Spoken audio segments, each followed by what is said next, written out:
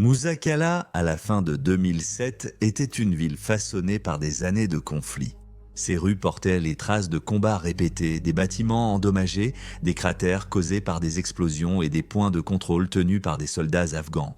Les habitants qui y vivaient faisaient en face à une incertitude quotidienne, pris entre les insurgés talibans et les forces de la coalition qui tentaient d'établir le contrôle.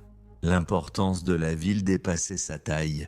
Située dans la province de Helmand, Musa Qala contrôlait des routes clés à travers l'une des régions les plus instables d'Afghanistan pour les forces de l'OTAN et du gouvernement afghan. Tenir cette ville était crucial pour perturber les opérations des insurgés et sécuriser une zone plus vaste. Pour les talibans, c'était un symbole de résistance et une base pour projeter leur pouvoir et contrôler leur empire croissant de l'opium. Les deux camps comprenaient que l'enjeu du contrôle de Musa Qala influencerait non seulement les opérations militaires, mais aussi la gouvernance locale, la sécurité et l'avenir des communautés environnantes. La situation était tendue, un calme précaire masquant la probabilité d'une reprise de la violence dans les jours à venir. Une offensive majeure sera lancée pour reprendre la ville au contrôle des talibans. Cette bataille mettrait à l'épreuve les capacités des forces afghanes et des troupes de la coalition, tout en mettant en lumière les défis plus larges de la guerre dans le sud de l'Afghanistan. Musa Qala n'était pas simplement un autre endroit sur la carte afghane, c'était un point focal. Dans un conflit défini par une politique complexe, des alliances changeantes et la lutte pour l'influence dans une région prise entre des forces rivales. Bienvenue dans Guerre du Monde.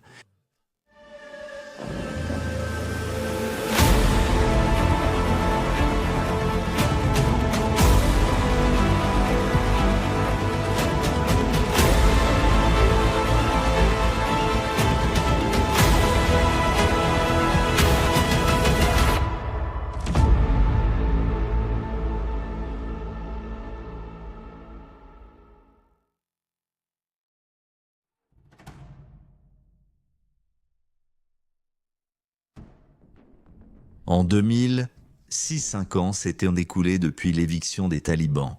Et pourtant, l'Afghanistan était encore loin de la paix. La mission de la Force internationale d'assistance et de sécurité, la Force de sécurité de l'OTAN, entrait dans sa phase cruciale. 3 s'étendant vers le sud en juillet 2006 pour inclure Helmand, Kandahar, Uruzgan et 3 autres provinces. L'objectif était d'étendre le contrôle du gouvernement et de reconstruire les infrastructures, mais l'Alliance manquait d'effectifs pour une campagne soutenue. Les forces de la Force internationale d'assistance et de sécurité ont doublé, passant d'environ 10 000 à plus de 20 000 hommes, mais elles se sentaient toujours débordées dans les villages poussiéreux du Helmand. Dans ce cadre, le Royaume-Uni a déployé la force opérationnelle Helmand à l'été 2006 centrée sur la 16e brigade d'assaut aérien avec environ 3300 soldats. Les plans initiaux privilégiaient la reconstruction et la gouvernance, a un jour noté le secrétaire à la Défense John Reed. Citation : « Nous serons parfaitement heureux de partir dans 3 ans sans avoir tiré un seul coup de feu, car notre travail est de protéger la reconstruction. » Fin de citation. Pourtant, la réalité a vite divergé. La résistance talibane s'est intensifiée avec la stratégie des Platoon House, consistant à installer de petits avant-postes vulnérables dans des centres de districts comme Sangin, Nozad et Musa Qala. Musa Qala, situé sur la rivière Helmand, était essentiel non seulement pour sa position, mais aussi comme bouée de sauvetage de l'industrie la plus lucrative de la région. Opium. En 2008, la province de Helmand produisait plus de la moitié de l'opium afghan, avec une hausse estimée à 66% par rapport à la production nationale. Selon l'Office des Nations Unies contre la drogue et le crime, la ville du district servait de point névralgique, agissant comme l'un des principaux centres de collecte, de transformation et de distribution du pays. Lorsque les forces britanniques et de la Force internationale d'assistance et de sécurité ont repris Musa Qala à la fin de 2007, elles ont découvert des laboratoires de drogue en activité et des marchés ouverts pour les stupéfiants. Cette activité liée aux stupéfiants n'était pas non plus isolée. Elle était intégrée au modèle financier des talibans. Dans toute la province de Helmand, les commandants talibans ont levé l'interdiction de l'opium, imposer une taxe sur sa culture et son trafic, finançant leur insurrection grâce à l'argent de la drogue et à la protection offerte par les talibans. La culture du pavot à Musa Qala aurait augmenté de plus de 660% entre 2005 et 2008, ce qui reflète à la fois l'opportunité lucrative et l'érosion du contrôle du gouvernement central. L'importance de Moussa Kalla dépassait le simple trafic de stupéfiants. Cependant, située au carrefour entre les vallées de Bagram et de Sangin, la ville contrôlait des routes commerciales et de circulation essentielles. Son bazar attirait les villages voisins, et bien que le centre du district ne compte que quelques milliers d'habitants, son influence touchait des dizaines de milliers de personnes.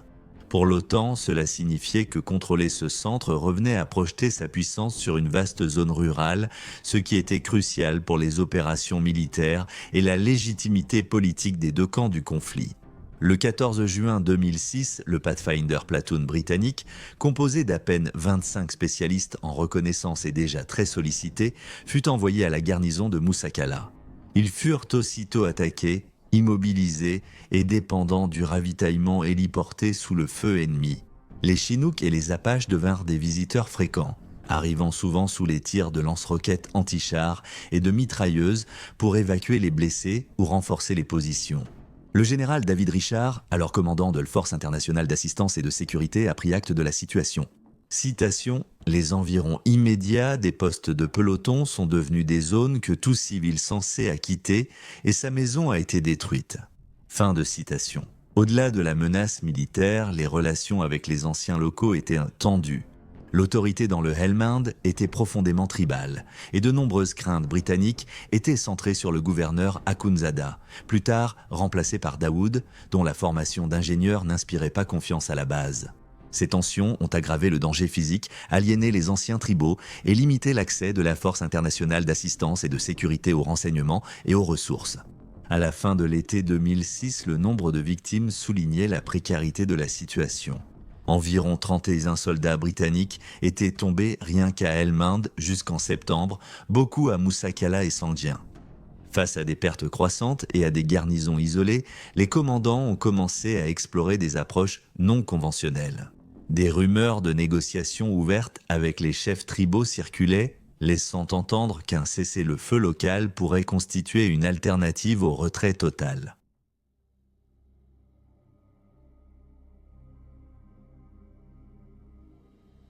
En septembre 2006, sous la pression croissante et l'augmentation des pertes à Moussa Kalla, les forces britanniques et le gouverneur provincial du Helmand, Mohamed Daoud, ont négocié une solution locale.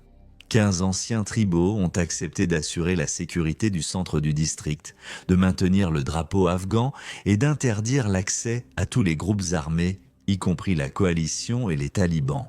En contrepartie, les troupes britanniques se sont retirées au-delà d'une zone d'exclusion de 5 km, ne laissant qu'un petit contingent de policiers locaux, malgré des retards de formation et de recrutement. Cette décision inédite a aussitôt suscité un débat. Les partisans britanniques l'ont présenté comme une contre-insurrection pragmatique menée par les Afghans, tandis que des critiques au sein de la Force internationale d'assistance et de sécurité, dont plusieurs responsables américains, ont exprimé leur inquiétude. L'ambassadeur américain Ronald Newman a averti que cela risquait de légitimer un sanctuaire dominé par les talibans, et le général Richard a mis en garde contre le fait que le retrait pourrait transformer ces centres en aimants pour les talibans. L'accord, soutenu sous condition par le président Karzai, manquait d'autorité centrale et restait surtout une initiative provinciale. Au départ, l'accord semblait prometteur au cours des 5 mois suivants. Les combats dans le centre-ville ont considérablement diminué, les magasins et les écoles ont rouvert, et même une tentative des talibans d'entrer a été repoussée par les anciens locaux. Mais de graves faiblesses sont aussi apparues. Seuls 19 des 50 policiers prévus ont fini leur formation, rendant la sécurité précaire. De plus, les lignes de fracture politique provinciales et nationales, combinées au mépris des États-Unis et à une aide au développement inégale, ont compromis sa durabilité. L'atmosphère de calme instaurée par l'accord s'est avérée de courte durée. En février 2007, l'accord s'est effondré. Cela a suivi une frappe aérienne de la Force internationale d'assistance et de sécurité ayant tué le frère d'un commandant taliban. Une action qu'ils ont affirmé avoir menée juste au-delà de la zone d'exclusion, mais qui a été considérée par les insurgés comme une violation. En représailles, environ 200 à 300 combattants talibans ont pris d'assaut la ville, désarmé la police, emprisonné les anciens et incendié le bureau du gouverneur du district ainsi que le poste de police. Ils ont hissé le drapeau blanc des talibans, expulser les collaborateurs et transformer rapidement Moussa Kala en un centre flagrant de l'autorité des insurgés. Le règne des talibans à Moussa Kala n'était pas seulement militaire, il était aussi idéologique. Ils ont appliqué une charia stricte, interdit la musique, imposé des codes vestimentaires et instauré des punitions publiques. Les stations de radio locales, rebaptisées Radio Sharia, diffusaient des directives religieuses et la propagande talibane, renforçant leur discours de résistance à l'occupation et de légitimité islamiste. À mesure que les talibans s'enracinaient, Moussa Kala est devenu un centre de recrutement et un foyer de propagande, amplifiant le message des insurgés au-delà de sa petite population. La transformation de Moussa Kala, passant d'un centre de district disputé à un bastion taliban, a représenté un changement radical. Ce n'était plus un geste symbolique ou une manœuvre politique, mais bien un lieu de gouvernance insurgée et davantage tactique. Lors de la prise de contrôle par les talibans, la ville servait de base pour des opérations interdistrictes, remettant en cause l'autorité de l'OTAN et du gouvernement afghan. L'échec de cet accord illustrait non seulement la fragilité des pactes locaux dans la guerre asymétrique, mais aussi la manière dont les insurgés exploitaient les vides de pouvoir. Ce revirement brutal soulignait la nécessité d'une réponse militaire décisive. L'OTAN ne pouvait plus espérer que des accords locaux ou une gouvernance fragile puissent en contenir l'insurrection. Moussa Kala était devenu à la fois une victoire symbolique pour les talibans et une menace décisive, qui exigeait une contre-offensive à grande échelle.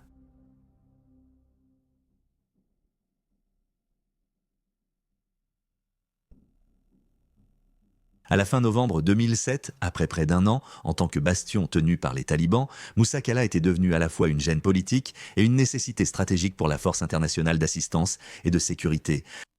C'est à ce moment critique que l'opération Snakebite, également appelée Mar Karadad en pachto, a été approuvée par les hauts commandants alliés, dont le général américain Dan K. McNeill. L'opération, planifiée sous le commandement de la 52e brigade d'infanterie dirigée par le Royaume-Uni, a marqué un tournant décisif. L'armée nationale afghane, ou armée nationale afghane, mènerait l'assaut avec le soutien des forces de la Force internationale d'assistance et de sécurité, un effort international visant à démontrer l'autonomie croissante de l'Afghanistan.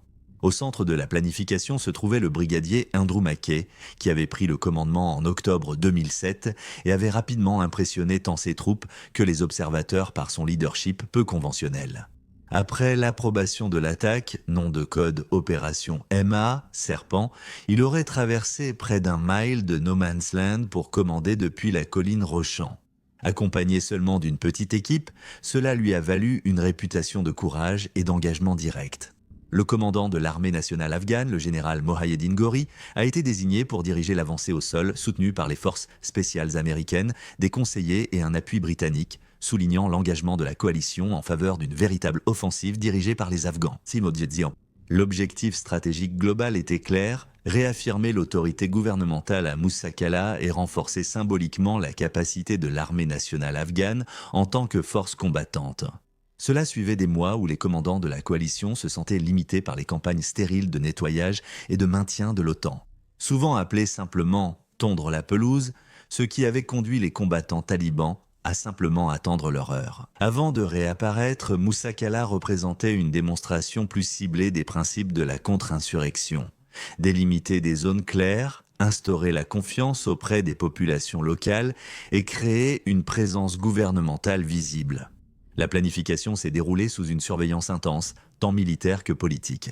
Le ministère de la Défense britannique, le Parlement et le bureau du Premier ministre surveillaient de près avec Mackay. Il recevait même des instructions directement de Downing Street, qui lui a demandé de reporter l'assaut, ce qui coïncidait avec une visite de haut niveau, instruction qu'il a refusée.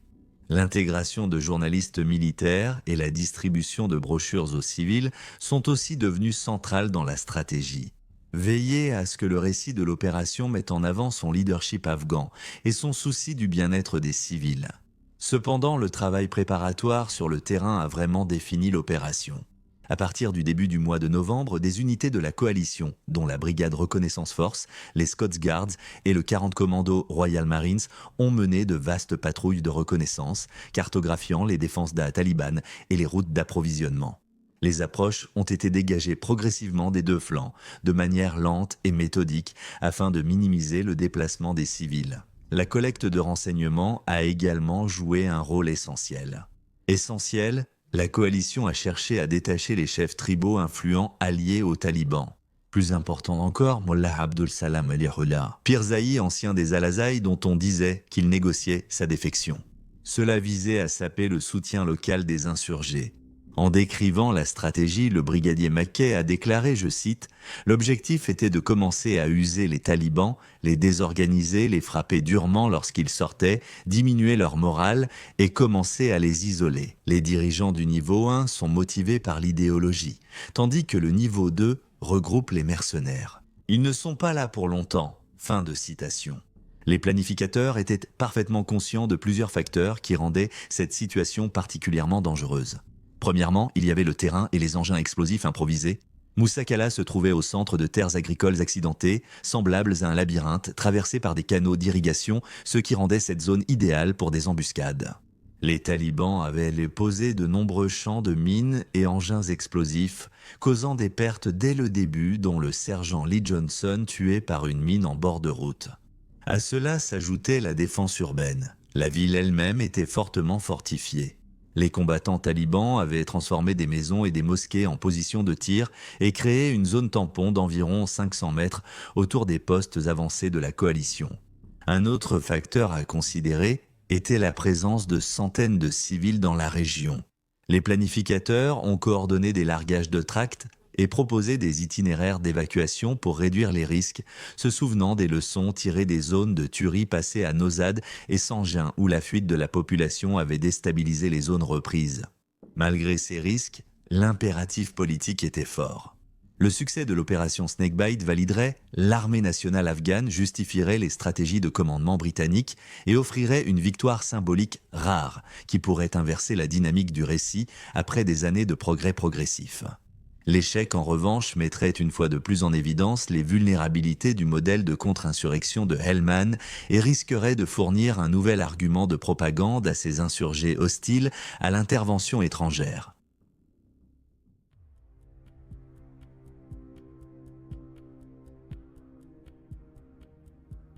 Le 7 décembre 2007, vers 16h, l'opération Snakebite a commencé par une attaque aérienne et terrestre intense. L'infanterie de l'armée américaine de la 82e division aéroportée a été larguée depuis 19 hélicoptères, dont des Chinook et des Black Hawk, au nord de Moussa Kalla. Soutenus par des hélicoptères d'attaque Apache, ils visaient à s'emparer de la colline stratégique de Roshan. À la tombée de la nuit, les parachutistes américains ont franchi les lignes de tranchées talibanes et consolidé des positions défensives, prêts pour l'attaque principale. Simultanément, des unités de l'armée nationale afghane appuyées par les forces britanniques ont avancé depuis le sud, l'ouest et l'est. Le général de brigade Gul Akar Naibi a ensuite décrit l'opération aérienne et terrestre Pinsa comme ayant encerclé Moussa Kalla afin de ne laisser aucune échappatoire facile aux talibans. Selon The Guardian, environ 4500 soldats de l'OTAN et afghans faisaient en face à quelques 2000 défenseurs talibans. Des frappes aériennes américaines auraient éliminé 12 insurgés, dont un commandant taliban, le porte-parole taliban Qari Yusuf Ahmadi, confirmant par la suite qu'ils s'étaient retirés pour éviter des pertes civiles, déclarant que leur retraite avait suivi. Je cite, « bombardement massif », fin de citation. Une forte résistance s'est ensuivie, en particulier depuis des maisons fortifiées et des mosquées, les talibans utilisant les zones civiles pour un avantage tactique. Les engins explosifs improvisés et les mines étaient une menace constante. Le caporal américain Tanner G. O'Leary a été tué le 9 décembre par l'un d'eux. Un journaliste britannique intégré, Stephen Gray, pour la British Broadcasting Corporation, a raconté, je cite, « À notre approche, nous avons vu des familles de réfugiés fuyant Moussa Kalla dans des camions et des voitures chargées de leurs biens.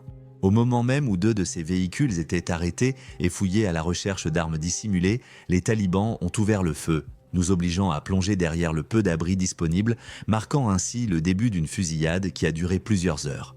Au milieu des combats, les 2 véhicules de réfugiés ont quitté le village en panique.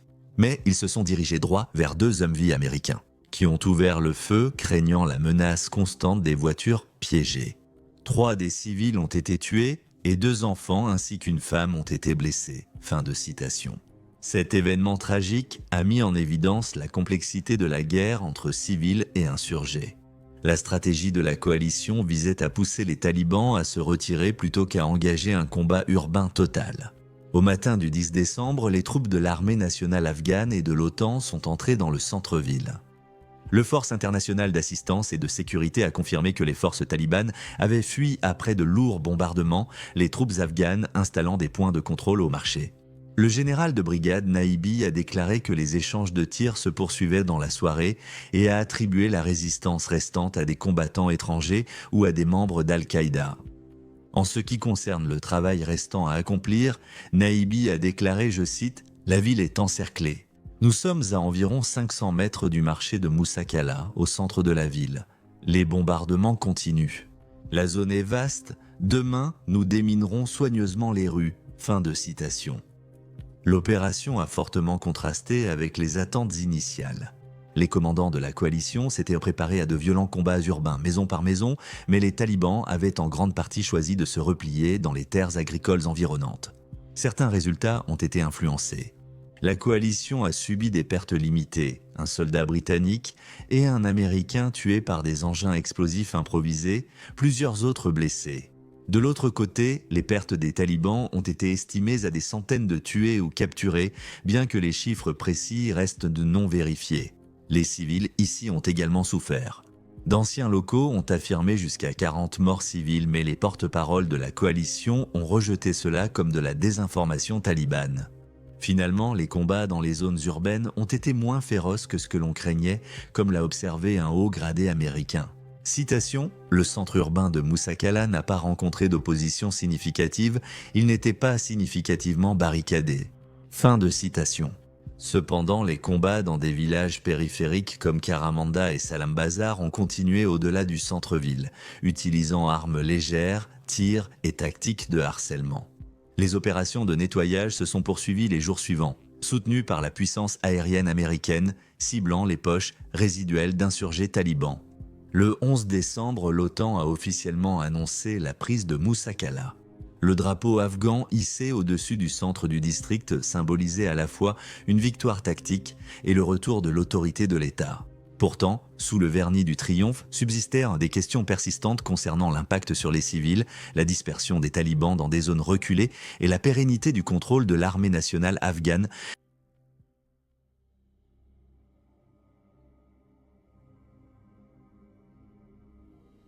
Après que les talibans aient été chassés de Moussakala en décembre 2007, les forces gouvernementales afghanes se sont rapidement mobilisées pour rétablir une présence visible, le drapeau afghan flottant de nouveau au-dessus de la mairie du centre du district.